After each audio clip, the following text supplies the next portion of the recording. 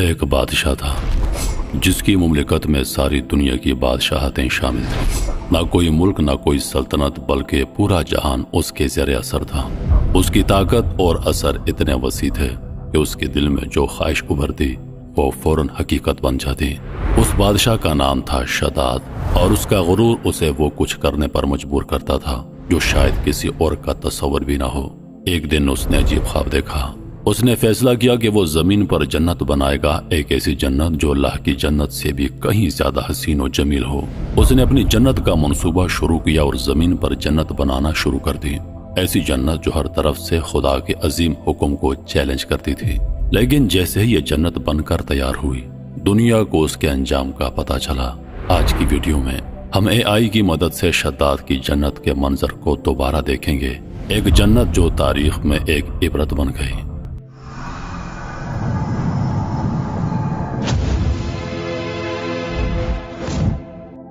شداد، جو تاریخ میں ایک غرور اور تکبر کی علامت کے طور پر جانا جاتا ہے، دراصل ایک خاص داستان کا حصہ ہے۔ یہ کہانی ایک بچے کی ہے جس کا نام اللہ کی تقدیر میں تھا کہ وہ دنیا کا طاقتور ترین بادشاہ بنے گا۔ ایک دن ایک کشتی دریا میں سفر کر رہی تھی جس میں کئی لوگ سوار تھے۔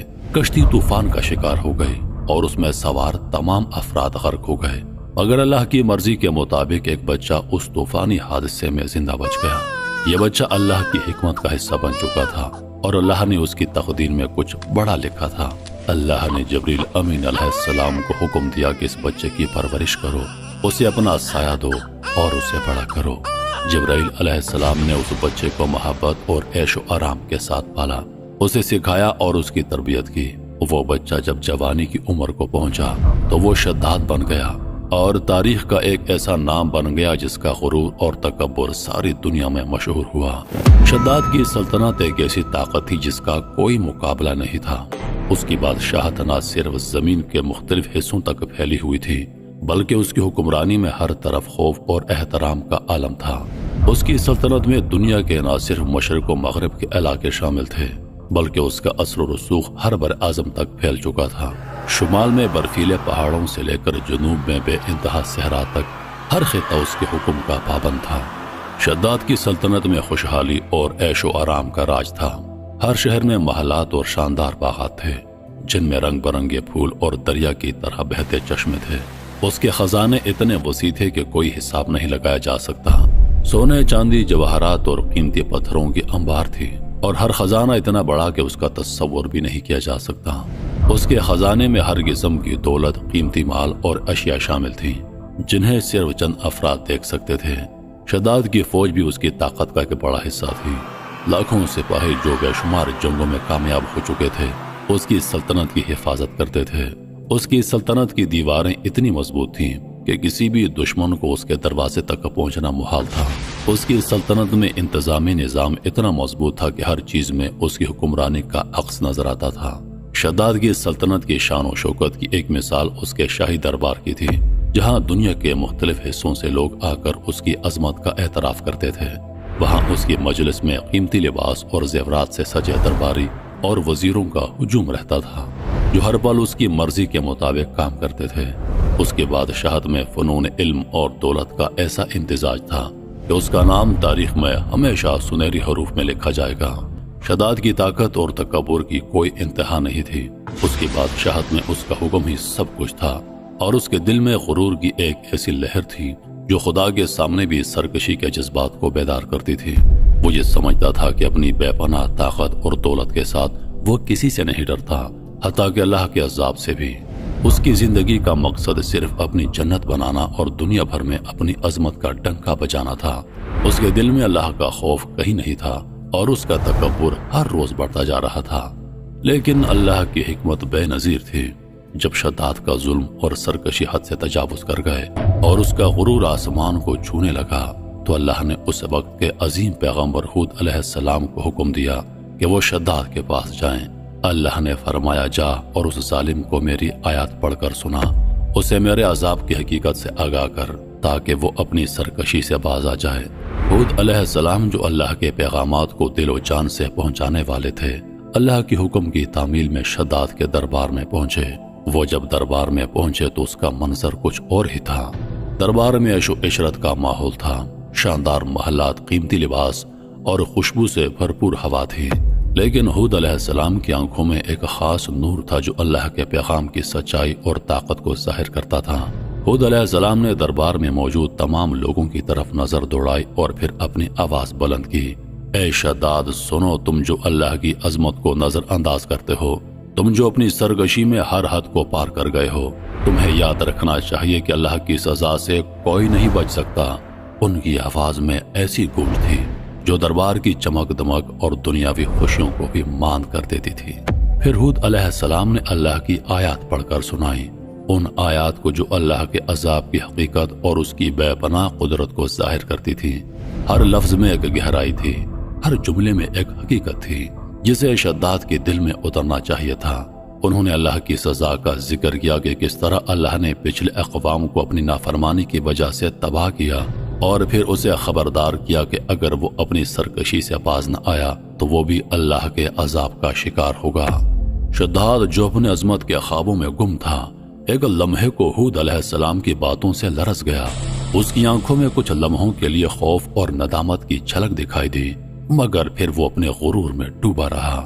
اس نے ہود علیہ السلام کی باتوں کو صرف ایک تنقید کے طور پر سنا اور پھر اپنے دربار میں موجود لوگوں کو اپنا حامی بنا کر ہود علیہ السلام کو نظر انداز کر دیا۔ شداد نے ہود علیہ السلام کی باتوں کو ایک لمحے کے لیے غور سے سنا، پھر اپنے تکبر سے بھرپور آواز میں کہا، تمہارا اللہ مجھ سے کیا چاہتا ہے؟ کیا وہ میری سلطنت اور بادشاہت کو ہلکا سمجھتا ہے؟ ہود علیہ السلام نے آرام سے جواب دیا، اللہ تم سے صرف یہ چاہتا ہے کہ تم اس کی نافرمانی نہ کرو، ظلم چھوڑ دو اور اللہ کی عبادت کرو، اپنے آپ کو خدا نہ سمجھو کیونکہ صرف وہی حقیقی خدا ہے۔ شداد نے یہ سن کر ایک ہنسی کے ساتھ کہا، اچھا اگر میں یہ سب کر لوں تو پھر اللہ مجھے کیا دے گا؟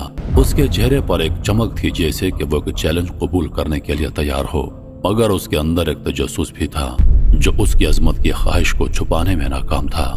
ہود علیہ السلام نے ایک گہرے اور پرسکون انداز میں کہا، اگر تم اللہ کی رضا کے مطابق اپنی زندگی گزارو گے تو اللہ تمہیں ایسی نعمت دے گا جس کا کوئی مقابلہ نہیں، وہ تمہیں جنت میں داخل کرے گا، ایک ایسی جنت جہاں نہ کوئی تکلیف ہوگی نہ کوئی غم، جہاں تمہیں ابدی خواہش ملے گی۔ شداد کے چہرے پر چند لمحوں کے لیے خاموشی چھا گئی، اس کی آنکھوں میں حیرت اور تجسس کی جھلک تھی، گویا اس کی زندگی کی سب سے بڑی خواہش کا جواب اس لمحے میں مل گیا ہو۔ وہ ہود علیہ السلام کی باتوں کو بہت دھیان سے سن رہا تھا اور اس نے جلد ہی سوال کیا، یہ جنت کیا ہوتی ہے؟ ہود علیہ السلام نے مسکراتے ہوئے کہا، جنت وہ مقام ہے جہاں تمہیں سب کچھ مکمل طور پر ملے گا جس کا تم نے کبھی خواب نہیں دیکھا۔ وہاں نہ کوئی درد ہوگا، نہ کوئی بیماری، نہ موت کا خوف۔ تمہارے لیے وہاں کے درخت ایسے ہوں گے جن کے نیچے ہمیشہ سایہ رہے گا اور ان کے پھل کبھی ختم نہیں ہوں گے۔ وہاں ہر جانے پانی کے جھرنے ہوں گے جن میں زندگی کا سکون ہوگا۔ تمہارے لیے سونے اور چاندی کی نہریں بہتی ہوں گی اور تمہیں ہر چیز میں مکمل سکون اور خوشی ملے گی۔ ہود علیہ السلام نے اپنی بات جاری رکھی، وہاں کے محل اتنے حسین ہوں گے کہ ان کا تصور بھی تمہیں یہاں کی دنیا کی تمام عیش و آرام سے زیادہ عزیز ہوگا۔ وہاں تمہیں بے شمار نعمتیں ملیں گی جو کبھی ختم نہیں ہوں گی۔ وہاں تمہیں ہمیشہ کے لیے اطمینان اور سکون ملے گا اور تمہارا دل کبھی نہیں تھکے گا۔ شداد کا دل کچھ لمحوں کے لیے ٹوٹا ہوا سا محسوس ہوا۔ اس کے دماغ میں جنت کا تصور ایک ایسی تصویر بن کر ابھرا جو اس کے غرور اور تکبر سے کہیں زیادہ حسین، زیادہ خوشحال تھا۔ اس کا تجسس مزید بڑھا اور وہ ہود علیہ السلام کی باتوں میں گم ہو گیا۔ شداد کی نظر میں ایک نئی دنیا کی جھلک تھی اور اس کے دل میں یہ سوال گردش کرنے لگا، کیا واقعی یہ جنت ایسی ہو سکتی ہے؟ شداد نے ہود علیہ السلام کی باتوں کو غور سے سنا اور جنت کی تعریفیں سنتے ہی اس کے دل میں ایک عجیب سی لہر اٹھی۔ اس کی آنکھوں میں چمک آ گئی اور اس نے تکبر سے کہا، یہ تو کوئی مشکل کام نہیں، میں زمین پر اپنے لیے ایسی جنت بنا سکتا ہوں۔ تمہاری جنت کا تصور بہت حسین ہے مگر میں ہی زمین کا خدا ہوں، میرے پاس دولت ہے، طاقت ہے اور جو چاہوں کر سکتا ہوں۔ ایسی جنت بنانا میرے لیے کچھ بھی مشکل نہیں، بس میرے حکم کی دیر ہے۔ ہود علیہ السلام نے صبر سے جواب دیا، شداد تمہیں یہ سمجھنا چاہیے کہ تم جو جنت کا خواب دیکھ رہے ہو وہ اللہ کی مرضی کے بغیر ممکن نہیں۔ یہ صرف دنیاوی لذتیں ہیں جو جلدی ماند پڑ جائیں گی۔ تم جو جنت بنانے کی بات کرتے ہو وہ ہمیشہ کے سکون، خوشی اور اطمینان سے خالی ہوگی، کیونکہ وہ جنت صرف وہی خدا بنا سکتا ہے جو اس کا خالق ہو اور وہ اللہ ہے۔ لیکن شداد کا غرور جو اس کے دل و دماغ پر حاوی ہو چکا تھا، اس نے ہود علیہ السلام کی باتوں کو سن کر بھی رد کر دیا۔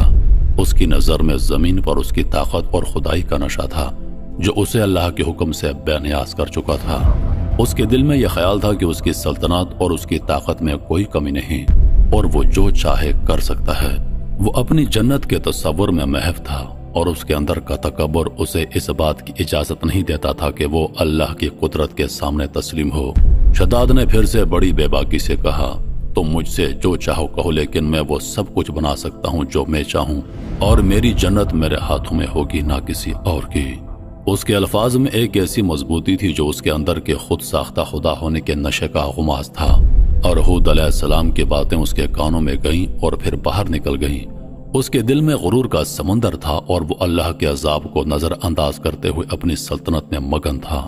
جب ہود علیہ السلام نے دیکھا کہ شداد پر کسی بات کا کوئی اثر نہیں ہو رہا اور اس کے دل میں اللہ کی آیات اور نصیحتوں کی کوئی گہرائی نہیں جا رہی، تو وہ مایوس ہو کر اس کے دربار سے واپس لوٹ آئے۔ ان کی آنکھوں میں ایک غمگینی تھی، کیونکہ وہ جانتے تھے کہ اللہ کا پیغام وہ پہنچا چکے ہیں، لیکن جو لوگ اپنی سرکشی میں اندھے ہو چکے ہوں ان کو ہدایت دینا بہت مشکل ہوتا ہے۔ شداد کے دل میں ایک نیا عزم جاگ گیا۔ اس کا تکبر اور خدائی کا نشہ بڑھ چکا تھا اور وہ مزید اپنی جنت بنانے کا ارادہ کر چکا تھا۔ اس نے اپنے دربار میں بیٹھے وزیروں کو بلایا اور ان سے مشورہ کیا کہ اب وہ جنت بنانا شروع کرے گا، جو اللہ کے حکم کو نظر انداز کر کے اس نے اپنے ذاتی طور پر تخلیق کرنے کا فیصلہ کیا تھا۔ شداد نے اپنے وزیروں کو حکم دیا کہ فوراً دنیا کے ہر کونے میں اپنے سپاہیوں کو بھیجو اور جو بھی سونا اور قیمتی دھاتیں ملیں وہ سب کو جمع کریں۔ دنیا کا کوئی بھی سونا چاہے وہ ذرا برابر ہو، سب کو میرے ملک میں لے آؤ۔ شداد نے حکم دیا، میرے حکم کے مطابق پوری دنیا کا خزانہ اکٹھا کر کے یہاں پر لے آؤ۔ ہر جگہ سے سونا، چاندی، جواہرات اور قیمتی پتھر میری جنت بنانے کے لیے استعمال ہوں گے۔ اس کے سپاہیوں کو ہر شہر، ہر گاؤں اور ہر ملک میں بھیجا گیا۔ دنیا کے تمام خطوں سے سونے اور قیمتی دھاتوں کا خزانہ لایا جانے لگا۔ شداد کا ارادہ تھا کہ وہ اپنی سلطنت میں ایسی جنت بنائے جو زمین پر کسی نے نہ دیکھی ہو، اور وہ یہ ثابت کرے گا کہ وہ اللہ سے بھی بڑی جنت بنا سکتا ہے۔ شداد کے حکم سے دنیا کے ہر گوشے سے سونا، جواہرات اور قیمتی مواد جمع ہونے لگا، اور اس کے خزانے میں اتنی دولت آ گئی کہ کسی کے تصور میں بھی نہیں آ سکتا تھا۔ وہ اپنے محل کو سونے اور جواہرات سے مزین کرنے میں مگن تھا اور اپنی جنت کی تکمیل میں کسی بھی حد تک جانے کے لیے تیار تھا۔ چنانچہ اس نے اپنے افسروں میں سے 100 معتبر افراد کو بلایا، ہر ایک کو 1000 آدمیوں پر مقرر کیا، اور تعمیر کے سلسلے میں ان سب کو اپنا نقطۂ نظر اور پسند سمجھا دی۔ اس کے بعد پوری دنیا میں اس کام کے ماہرین کو عدن بھجوانے کا حکم دیا۔ عدن وہ علاقہ تھا جس میں شداد رہتا تھا۔ اس کے علاوہ سب حکمرانوں کو حکم دیا کہ سونے چاندی کی کانوں سے اینٹیں بنوا کر بھیجیں، اور کوہ عدن کی طرح ایک شہر جو 10 کوس چوڑا اور 10 کوس لمبا ہو وہ بنانے کا حکم جاری کر دیا۔ اس کی بنیادیں اتنی گہری کھدوائیں کہ پانی کے قریب پہنچا دی، پھر ان بنیادوں کو سنگ سلیمانی سے بھروا دیا۔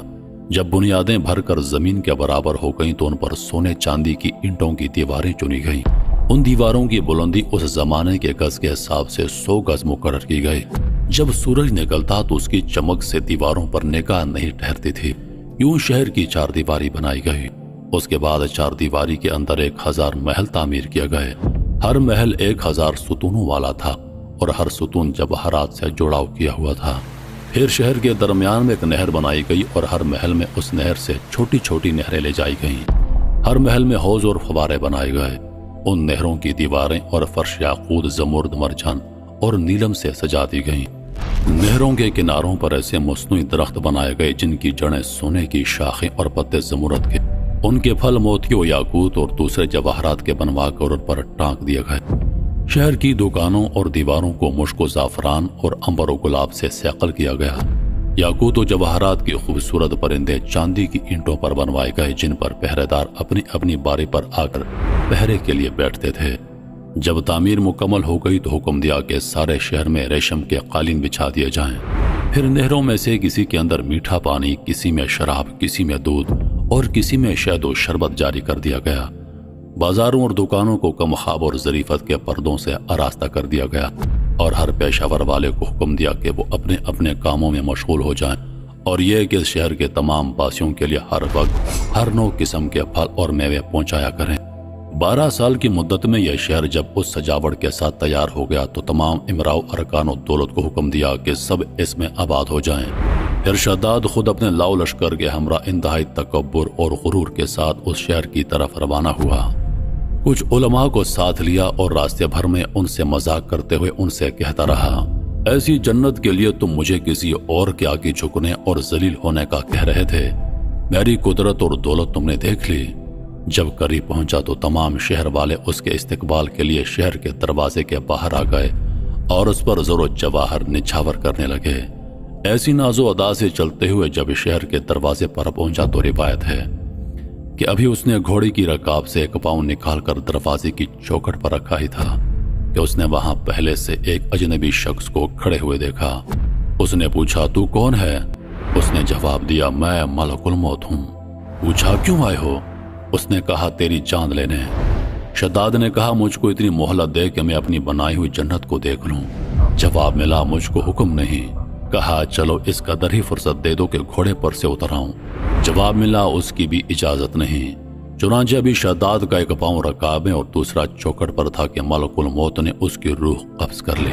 پھر حضرت جبرائیل علیہ السلام نے بڑے زور سے ایک ہولناک چیخ ماری کہ اسی وقت تمام شہر میں اپنی عالیشان سجاوٹوں کے ساتھ ایسا زمین میں سمایا کہ اس کا نام و نشان تک باقی نہ رہا۔ قرآن میں اس کا ذکر اس طرح ہوا ہے، وہ جو علم تھے بڑے ستونوں والے اور شہروں سے اس کی مانند کوئی شہر شاندار نہ تھا۔ معتبر تفاسیر میں لکھا ہے کہ بادشاہ اور اس کے لشکر کے ہلاک ہو جانے کے بعد وہ شہر بھی لوگوں کی نگاہوں سے اوجھل کر دیا گیا۔ حضرت عبداللہ بن قلابہ جو صحابی ہیں اتفاق سے ادھر چلے گئے۔ اچانک آپ کا اونٹ بھاگ گیا۔ آپ اس کو تلاش کرتے کرتے اس شہر کے پاس پہنچ گئے۔ جب اس کے میناروں اور دیواروں پر نظر پڑی تو آپ بے ہوش ہو کر گر پڑے۔ جب ہوش آیا تو سوچنے لگے کہ شہر کی صورتحال تو ویسی نظر آتی ہے جیسی نبی کریم صلی اللہ علیہ وآلہ وسلم نے ہم سے شداد کی جنت کے بارے میں بیان فرمائی تھی۔ یہ میں خواب دیکھ رہا ہوں یا اس کا کسی حقیقت سے بھی کوئی تعلق ہے؟ اسی کیفیت میں اٹھ کر وہ شہر کے اندر گئے۔ اس کے اندر نہریں اور درخت بھی جنت کی طرح کے تھے، لیکن وہاں کوئی انسان نہیں تھا۔ آپ نے وہاں پڑے ہوئے کوئی جواہرات اٹھائے اور واپس چل دیے۔ وہاں سے وہ سیدھے اس وقت کے دارالخلافہ دمشق میں پہنچے۔ حضرت امیر معاویہ رضی اللہ عنہ وہاں موجود تھے۔ وہاں جو کچھ ماجرا ان کے ساتھ پیش آیا تھا انہوں نے بیان کر دیا۔ حضرت امیر معاویہ نے ان سے پوچھا، وہ شہر آپ نے حالت بیداری میں دیکھا کہ حالت خواب میں؟ حضرت عبداللہ رضی اللہ عنہ نے بتایا کہ بالکل بیداری میں دیکھا۔ پھر اس کی ساری نشانیاں بتائیں کہ وہ عدن کے پہاڑ کی فلاں جانب اتنے فاصلے پر ہے، ایک طرف فلاں درخت اور دوسری طرف ایسا کنواں ہے، اور یہ جواہرات و یاقوت نشانی کے طور پر میں وہاں سے ساتھ لایا ہوں۔ حضرت امیر معاویہ رضی اللہ عنہ نے یہ ماجرا سننے کے بعد نہایت حیران ہوئے۔ پھر اہل علم حضرات سے اس کے بارے میں معلومات حاصل کی گئیں کہ کیا واقعی دنیا میں ایسا شہر بھی کبھی بسایا گیا تھا جس کی اینٹیں سونے چاندی کی ہوں۔ علماء نے بتایا کہ ہاں، قرآن میں بھی اس کا ذکر آیا ہے۔ اس کی آیات میں علم ذات العماد یہی شہر ہے، مگر اللہ تعالیٰ نے اس کو لوگوں کی نگاہوں سے چھپا دیا ہے۔ علماء نے بتایا کہ حضرت نے یہ بھی فرمایا کہ میری امت میں سے ایک آدمی اس میں جائے گا اور وہ چھوٹے قد سرخ رنگ کا ہوگا، اس کے ابرو اور گردن پر 2 تل ہوں گے۔ وہ اپنے اونٹ کو ڈھونڈتا ہوا اس شہر میں پہنچے گا اور وہاں کے عجائبات دیکھے گا۔ جب حضرت امیر معاویہ نے یہ ساری نشانیاں حضرت عبداللہ بن قلابہ میں دیکھیں تو فرمایا، واللہ یہ وہی شخص ہے۔ انگریزی میں یہ شہر یا کھنڈرات انٹلانٹس آف دا سینڈز کے نام سے مشہور ہے۔ عرصہ دراز تک یہ شہر اور اس کے کھنڈرات اپنے خزانے کی کہانیوں کی وجہ سے مشہور رہا ہے۔ ہر دور میں مہم جو اس کی تلاش میں رہے، مگر یہ شہر آج تک دریافت نہ ہو سکا کیونکہ اللہ پاک نے اسے انسانوں کی آنکھوں سے اوجھل کر دیا ہے۔ محترم ناظرین، میں امید کرتا ہوں کہ ویڈیو آپ دوستوں کو پسند آئی ہوگی۔ سانسوں نے وفا کی تو اگلی بار ایک اور ویڈیو لے کر آپ کی خدمت میں حاضر ہوں گا۔ تب تک کے لیے خدا حافظ۔ اللہ پاک آپ سب کا حافظ و نگہبان۔